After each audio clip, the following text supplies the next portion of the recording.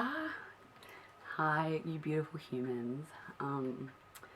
My name is Sophie. I live in Australia. I'm 28, going on 28 this year. I'm 27 at the moment. I have endometriosis. I suffer from depression, anxiety, and PTSD. I've got admiosis. I've got some gastritis. The main things I guess want to talk about is endo and mental health too, because the admiosis is something I'm still very much learning about myself. Same with the endo, but I guess admiosis I didn't find out about until about 2021, and ever since then it's been a bit of a whirlwind trying to figure everything else out. So we haven't gotten back to my admiosis. I got diagnosed with endo in 2017, so I was 22 years old. I guess I first started suffering like certain symptoms from endo when I first got my period. So I was lucky enough to be a late bloomer, and I got my period at about 15. A lot of people with endo can get symptoms, before they even start getting their period, because that's where I need to, stop myself quickly and give you guys a definition of endo, because everywhere you look is a retrograde menstruation thing, like everyone's saying it's the same, not everyone, but it's the same, endometriosis is the same as your uterus lining, and that grows outside. And it's not the same, it's similar, and it can grow extra pelvically. So a lot of people, the big thing with endo is for a really long time it's been understood as like a gynecological thing. When as years go on and there's more study done, it's been found in, men, women, let me start that with cis men and cis women and people who are trans people, non-binary people. It's been found in animals, it's been found in fetuses, it's been found in a lot. So it really needs to be understood as more as a full body inflammatory disease. I guess this is something that I didn't really understand until, last year, end of 2021, when I started seeing my second gyno, is when I really started to understand how serious endometriosis is and how serious it was for me, and I guess how it was affecting so many elements of my life.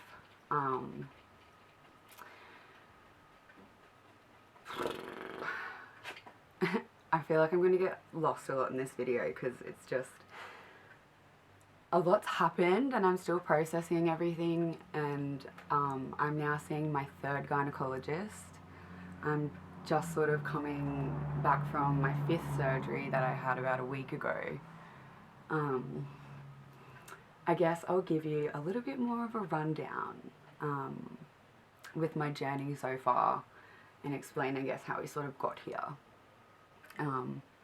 I found when I was getting, as I was getting older, my period started to continue.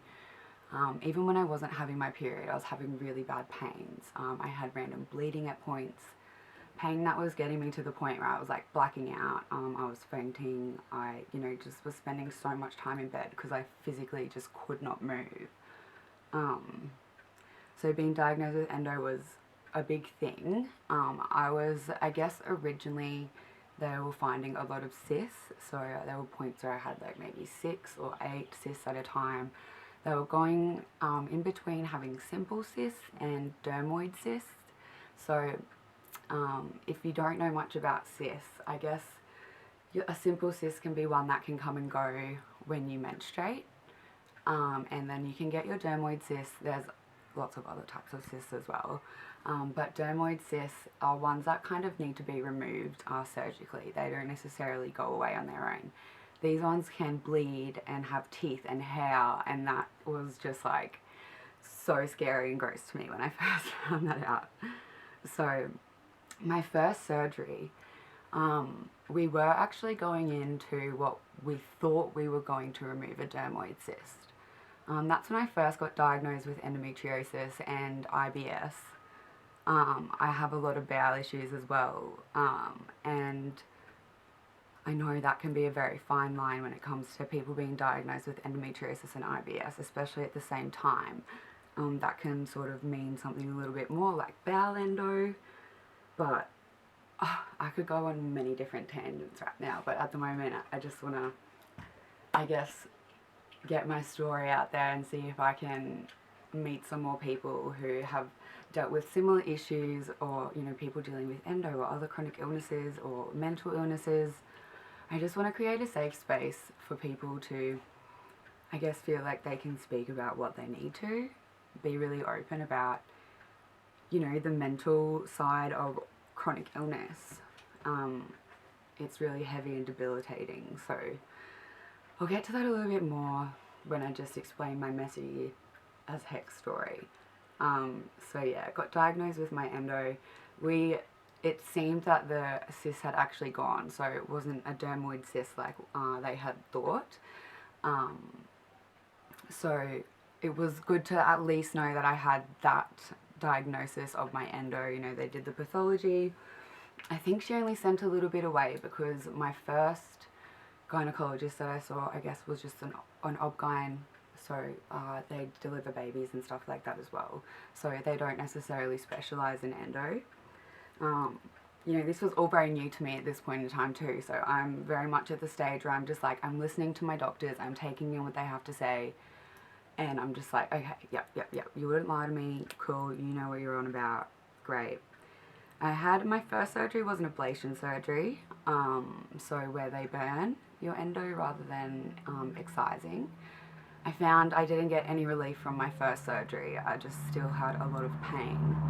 I think it was about a year later I ended up getting another surgery.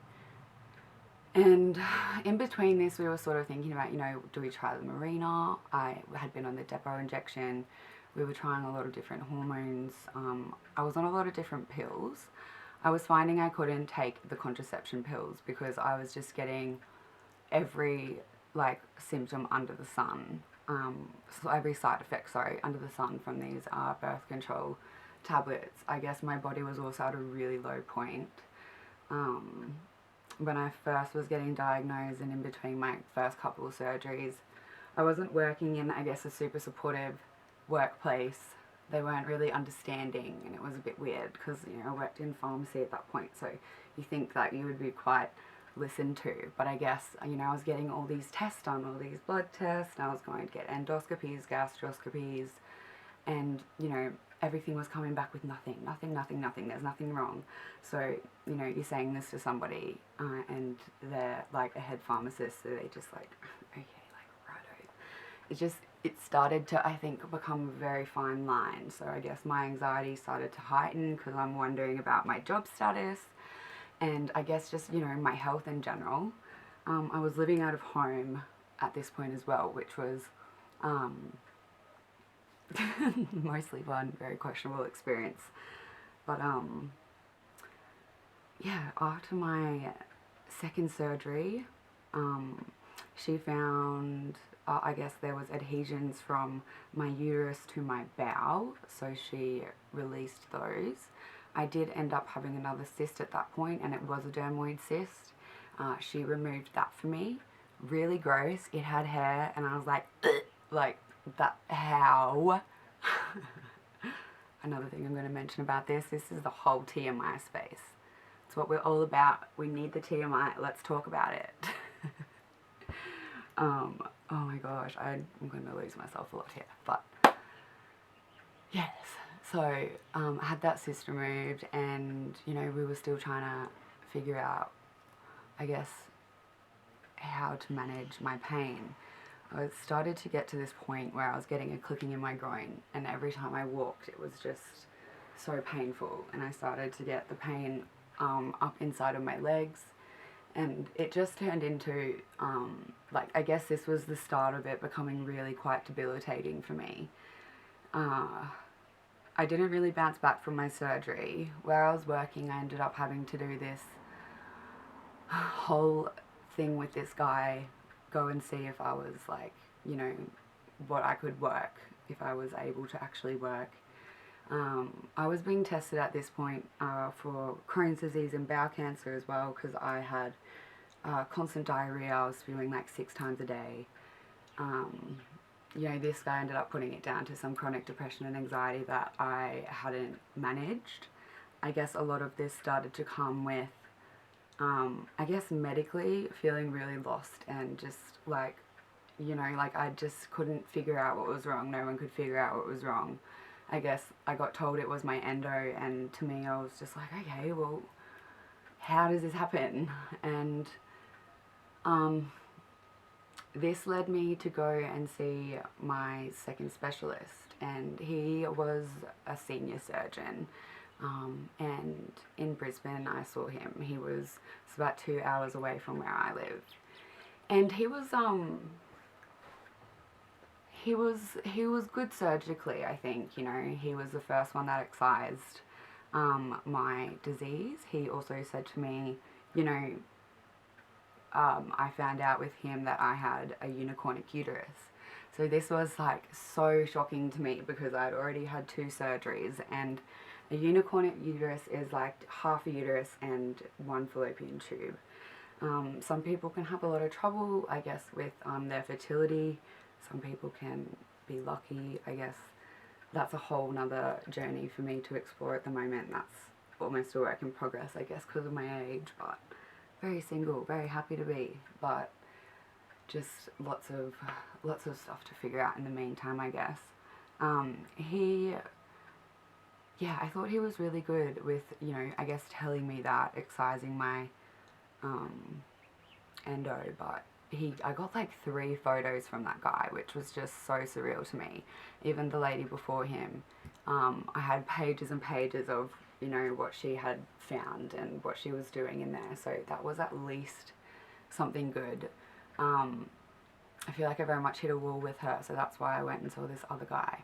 And, you know, he was telling me all these things about endo and about, you know, estrogen, and I guess about the hormonal side of it. And he was the first, oh, he wasn't the first person. My very first gyno did offer it to me as well, but I was quite young and we didn't think it was the best thing to do, but Zoladex.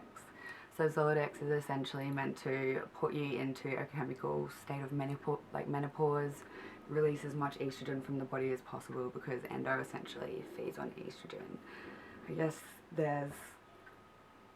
this is still what I'm trying to learn, I guess, and I'm trying to unlearn a lot as well as I'm trying to learn.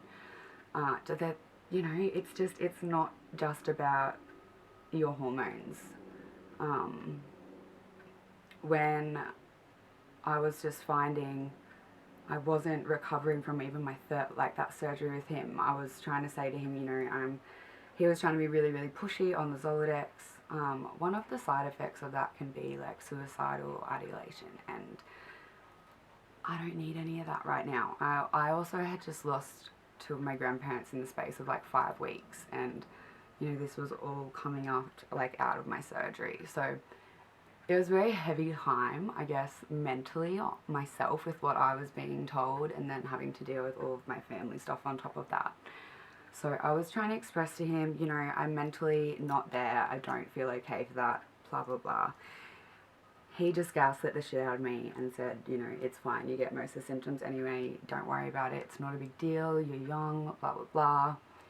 I guess it got to the point where I was feeling very unheard from this doctor, and like he just wasn't, I just didn't feel like he gave a fuck about me. Sorry, I'm going to try and be not super colourful with my language, but I think sometimes it's going to slip out, and I apologise. But yeah, he was rubbing me the wrong way, making me feel very just dumb. Everything he said to me that I would research and try and come back with him, he was like, oh, no, that's not how it works, it doesn't work like that, and really contradict everything he told me in our last appointment. So I was like, you know what, so found somebody else in town. I was originally going to see a male that had been, I guess someone had told me to go and see this guy, and very lucky to I guess, know who I do, and someone who I work with at my current job, his wife actually works within the gynecologist in town and in surgery and stuff, and I'm very lucky to, I guess, have people around me that were caring about me and I guess where I was physically and mentally. And I guess he expressed to his wife, I guess, his worry for me, and then she called me and was like, you need to see this lady, like you have to get a referral to her, blah blah blah, I think, you know, she is going to be great. And I ended up getting a referral to her. They got me in within about a week, and this lady was just, she's amazing. I ended up having my 4th surgery with her. She was like, you know, a little bit skeptical about it because I just had one recently, and you know, it had been done by a senior surgeon, so why would she need to? But she even said to me she's glad that I pushed her to do the surgery because, you know, we were thinking that my ovaries were stuck to my pelvic wall, and I guess that's what was sort of showing up in some of the scans, and oh my gosh, did it feel like it. If you've had adhesions, you know what I'm talking about. It's just, it's awful, it's painful, and getting them removed felt, you know, great. I was like, okay, cool. She removed the adhesions. That's awesome. I still have this pain. I can't get rid of it. Before, I guess, in between seeing her, I've been working with other specialists. Like, I've seen a urologist, I see a pain specialist, I've seen a chiro, I was doing acupuncture, a physio. I saw a gastrologist. I don't know, I'm really bad with it, but the one with your bowels. So, yeah, I saw him, and there was just a lot happening. I had a ketamine infusion for my pain, which was a week's stay in hospital. You know, still wasn't getting relief from that. My pain specialist did facet injections and some cortisone injections in my back because he was like, you know, we'll rule it out, just make sure nothing's coming from your back and that it's all, you know, pelvic or coming from your endo. And that just flared me up a lot. It was a terrible time. So yeah, I was really glad to, I guess, not have to do that again. I'd done that all I could with that pain specialist. He's maxed me out on all of the medication that he can. He did my infusion for me, he did the injections, and then I guess it was like, okay, well, what do we do now? I still have this pain. I've been working with the physio. I've been starting to see another psychologist to deal with my PTSD on top of my other psych. And, you know, I've been trying to do all the things that I can. All the things that I can to lull my nervous system. So sick of being told that, you know, it's central sensitization or like you're just overstimulated. It's like maybe sometimes, but also there's a reason that people are like this. It's because we're very unheard, and I guess that's why I wanted to make this channel account. I don't know what you call it these days. I'm real lost in all the social media things. But yeah, what else did we do in between that? I started to see a dietitian. I've already seen a dietitian before. I've tried the FODMAP diet. I had to completely eliminate gluten and lactose. These were all really hard, I guess both of them being elimination diets. I was finding, I guess when I was younger and drinking a lot, I was spewing up my stomach bile. I guess drinking was a very big coping thing for me with like my mental and physical. I didn't know what to do, so I went and partied with my friends, and then it ended up being like a blackout anxiety situation for me, and it just, you know, it didn't help. So I guess finding out about, you know, like my stomach and having to eat different things, that really did help. I'm so glad I did that. But, you know, FODMAP diet's definitely not an all the time thing. It's an elimination diet, and then you start reintroducing and taking, eating what you can. I guess the thing with endo as well is there isn't one diet that fits everyone. We all have a different scale of, you know, our pain and symptoms. Someone could have stage 1 and get no pain. Someone could have, and have the worst pain. Someone could be stage 4 and get no pain at all. The staging with endo isn't necessarily, it's not your pain scale. That's, I guess, a scale for surgeons to really figure out, I guess, how serious the disease is for them to get rid of. That's just their way of grading what their surgery might entail. So if you ever hear that, it's not about your pain. yeah, that can be a hard one to figure out. Oh, cut me off. But yes, so that can be hard, I guess, when you're, like, some doctors will sort of try and explain it to you like, that can be a grade of your pain, and just don't listen to that at all. You know your pain, you know what it's like. Please do not let any doctor tell you, or any person around you for that matter, that, you know, you're not feeling a certain way and you have to do this or this or this. You know what's right for your body, and over time you will learn certain things that help you manage, and certain things that will just, I guess, trigger you and your body and your pain. And it's just honestly all a massive learning experience. I guess that's the reason, just a part of why I wanted to do this. I guess for a really long time I didn't understand endo, and it took me a really long time to find out what it was and how to manage it. And, you know, I wasn't getting that from my doctors. I actually found the online support, like the endo community, is absolutely beautiful. Like, I love you guys so much, and I have met some amazing people who have taught me so many different things. And it's been really hard because you're like, how does this person know? Like, I've been working with all of these people, and I guess that's the thing, you need to make sure you're working with endo specialists. Since I've been working with my new gyno, I've started to get, I guess, a team of people who do specialise more in endo, and she is making her own little, I guess, network around Toowoomba and its outskirts. I don't want to name and shame anybody on any videos, but if anyone does actually have any questions about any of, like, these specialists that I'm talking about, I'm very happy to talk to you about it, but I just don't want to, I'm not going to do that publicly on the internet. I feel like it's a very personal conversation. So yeah, I just wanted to hopefully, I guess, shed some light on endometriosis and add some awareness to chronic illness and, you know, the mental side of it. I've really struggled with my endo and the mental, like, just toll it takes, and no one talks about, I guess, grieving, you know, the life that you thought you were going to have, or the person that you thought you were going to be. And it doesn't mean that you're not going to be that person, it's just you might not be able to do everything in the capacity that you thought you were going to.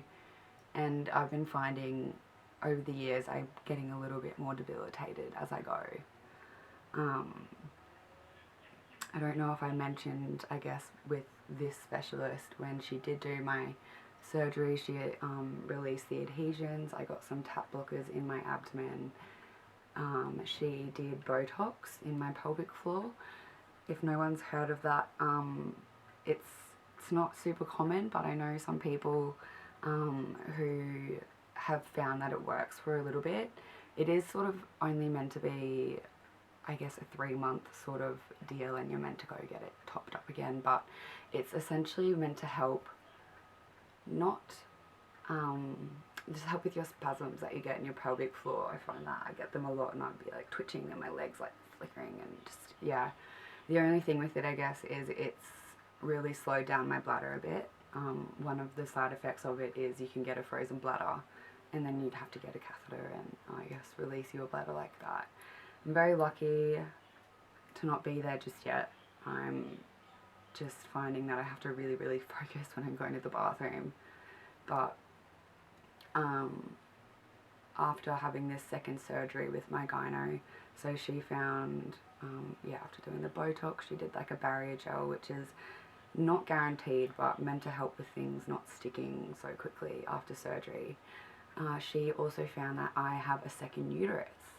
So to me, I just what? How did this last surgeon like miss it? That was essentially what he found, that I had half a uterus. I guess I didn't learn until seeing this lady that, you know, when the uterus is developing, it's essentially 2 parts. It joins together and it sort of like separates a bit and settles.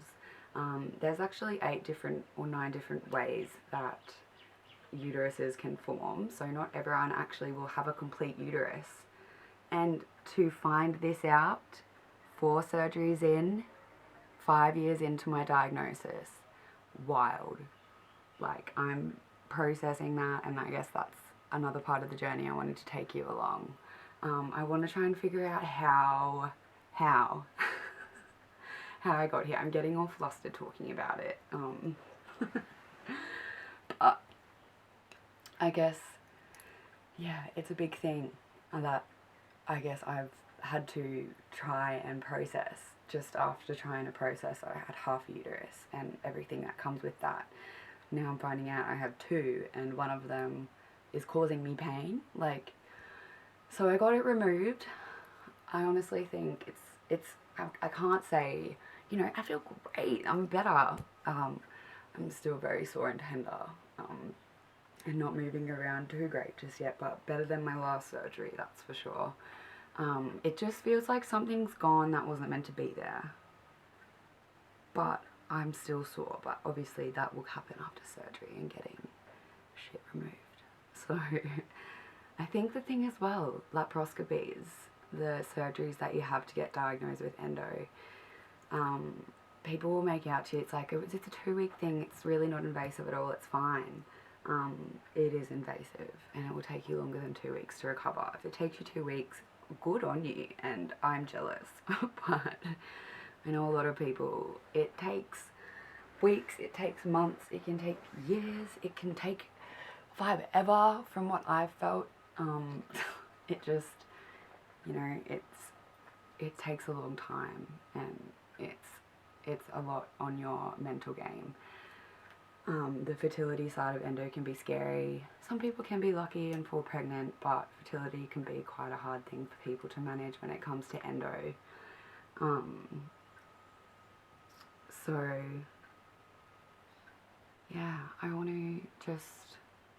just want people to feel like they can say what they need to say and learn what they need to learn to get by in life. Like, it's so hard just, you know, living, like, you're just living every day surviving. It's fucking terrible, and it's scary, and like, I am mentally not great with that at the moment. So I'm very much working on my mental health and figuring out what I need to do for me.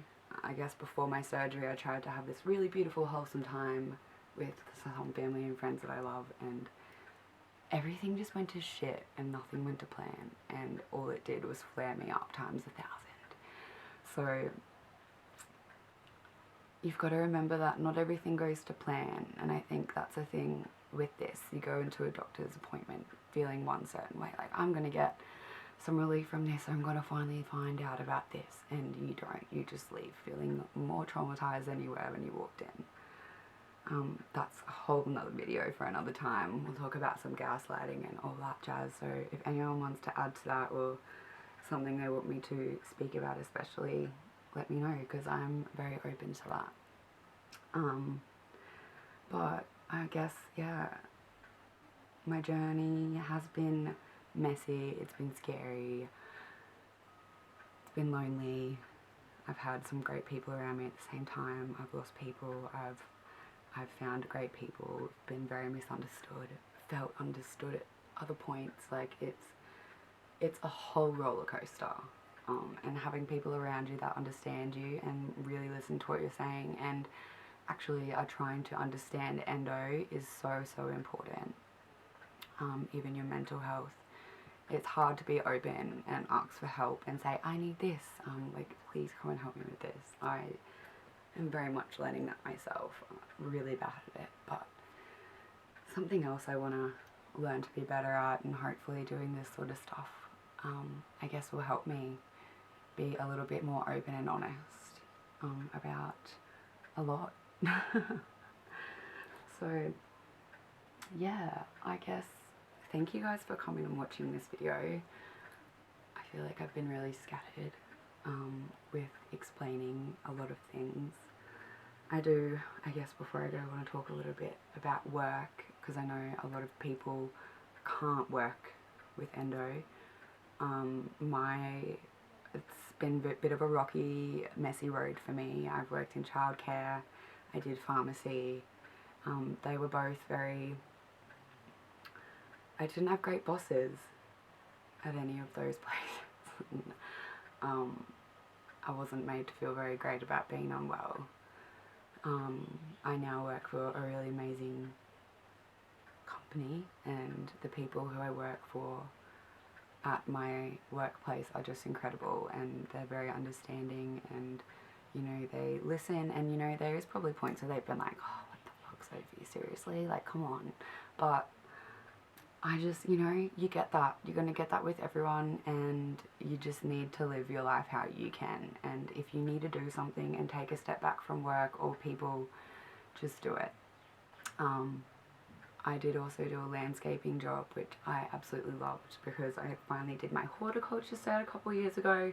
Finally felt like I was getting to where I guess I wanted and needed to be. And then I had a massive flare, and I had that surgery in Brisbane with that guy, and I've obviously never gone back to that since. So I've been lucky, I guess, with the extent that I can still work on and off, because I know some people just aren't that lucky, but it's hard.